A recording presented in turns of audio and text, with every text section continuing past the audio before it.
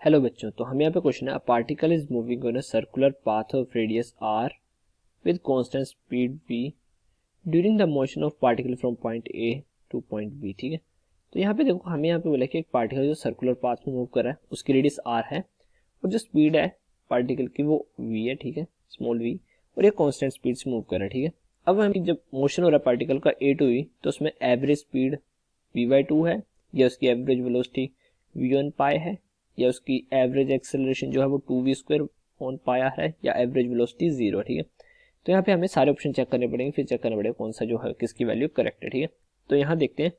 अब जो OA है, ठीक है, ये क्या है, रेडियस है, तो ये R आ जाएगा। ठीक है, कैपिटल R हमें गिवन है।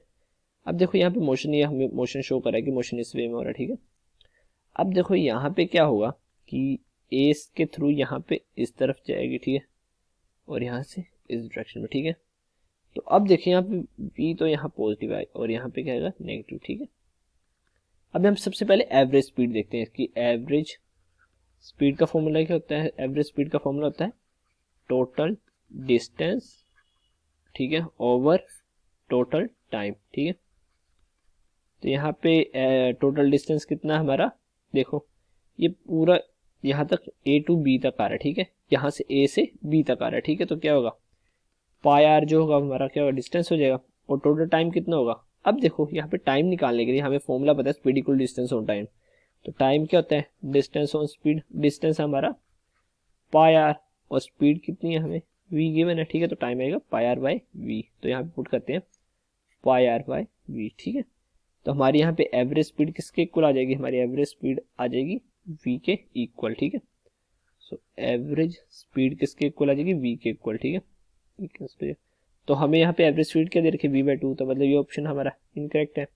अब निकालते हैं हम एवरेज वेलोसिटी। ठीक है, एवरेज वेलोसिटी, तो एवरेज वेलोसिटी का फॉर्मूला होता है डिस्प्लेसमेंट ओवर टाइम। ठीक है, ये होता है एवरेज वेलोसिटी का फॉर्मूला। तो डिस्प्लेसमेंट यहाँ पे 2r आ जाएगी। ठीक है, क्योंकि ये देखो ये शॉर्टेस्ट डिस्प्लेसमेंट, तो AB के लिए ये शॉर्टेस्ट डिस्टेंस है डायमीटर, तो ये आएगा 2r, और टाइम आएगा, टाइम की वैल्यू हमने अभी फाइंड करी है पाई आर बाई वी। ठीक है, तो यहाँ से आर आर कैंसिल, तो यहाँ से वैल्यू क्या आएगी 2v by pi average velocity की। अब यहाँ ऑप्शन में हम चेक करते हैं। ठीक है, तो एवरेज वेलोसिटी की वैल्यू क्या देखिए, v/π देखिए, बट हमारी क्या है ये 2v/π, तो ये भी गलत है। अब थर्ड देखते हैं, थर्ड क्या है हमारा। ठीक है, तो एवरेज एक्सेलरेशन। ठीक है, एवरेज एक्सेलरेशन का फॉर्मूला क्या होता है, ठीक है, final velocity minus initial velocity by time. ठीक है, final velocity minus velocity, final velocity हमारी क्या है, यहाँ पे सॉरी ये पॉजिटिव आएगी फाइनल, और इनिशियल नेगेटिव आएगी। ठीक है हमारी, so final velocity v minus initial negative v। ठीक है, ओवर टाइम कितना है, टाइम हमारा है पाई आर बाई वी। ठीक है, तो यहाँ पे क्या आएगा, हमारा आंसर आएगा 2v² बाय पाई आर, और यहाँ पे हमें एवरेज एक्सेलरेशन दे रखी है 2v² बाय, मतलब ये वाला ऑप्शन हमारा करेक्ट है। और डी ऑप्शन में दे रखा है एवरेज वेलोसिटी 0, तो हमारी एवरेज वेलोसिटी 0 हो नहीं सकती। ठीक है, तो हमारा सी ऑप्शन जो है वो करेक्ट आंसर है।